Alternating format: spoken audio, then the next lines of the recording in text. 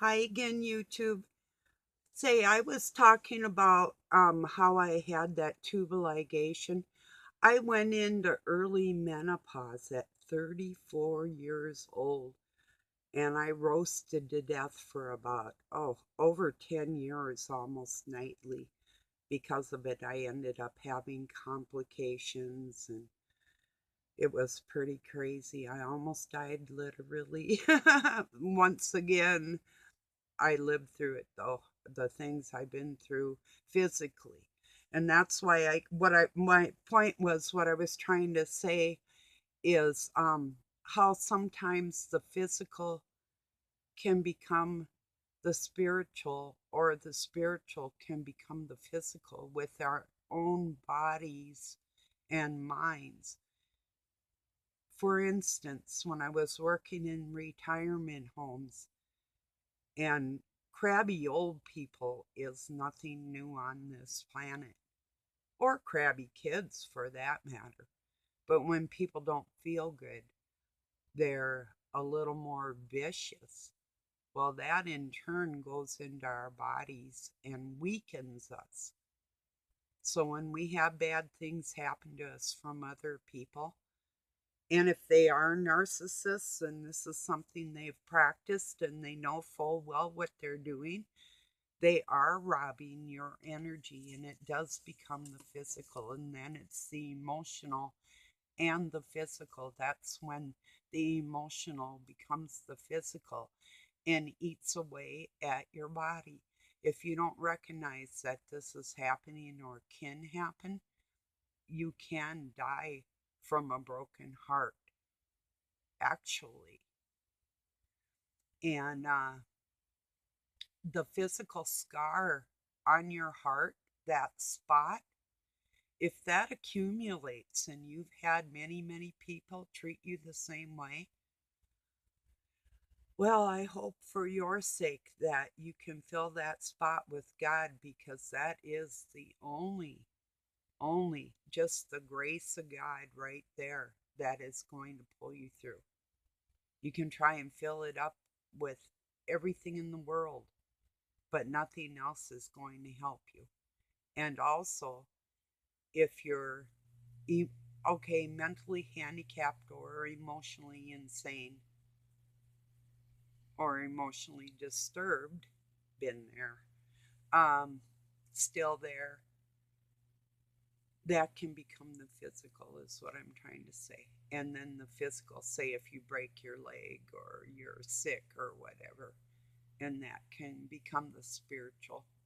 See how they're intertwined, but just to recognize that, don't underestimate the fact if your heart is hurting, or the traumas you've suffered, that is an actual, people, even in therapy and counselings and stuff, um it's now like with drug rehab places. Like I worked in a drug rehab um hospital, trained medical assistant and counselor. Even there, we recognized working on the physical was just as important as the emotional, because they're intertwined. That's a two-part system in people, is the spiritual and the physical. So just don't underestimate, like even crying's good, it cleanses our soul, but there's a point of over crying that you can make yourself sick with it. And and then the pity comes in, and poor me's, and then everybody on the planet's going to suffer because other people put that on you, and you're carrying that low vibe now, and you're putting it off on other people. And I'm guilty as anybody with that too, that we all have to be so careful. And the ones that have been severely traumatized, and you're still smiling, and you know that you see lesser pain out of people, and they become animalistic, then you really know how sick they really are. and they are sick. That's what's going on the planet. You know, the people are sick, but to surround ourselves with people that flow from our souls and connect with other people, finding your friends that you need friends that are going to recognize the soul in you. You know, that's so important. That was what my search became.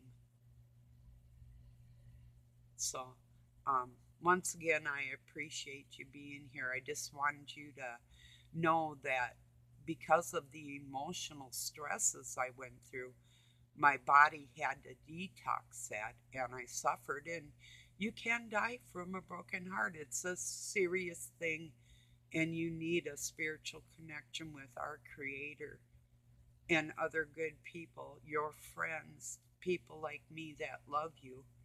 You need us, we need you, and don't let them take your smile away. I don't care if you're on your deathbed and you're mangled, you force a smile for your loved ones because it's so important. It increases the happy endorphins. Just that, if you got to look in the mirror and just, oh, I don't want to smile, but you do, that's going to, it'll give you just smile after me.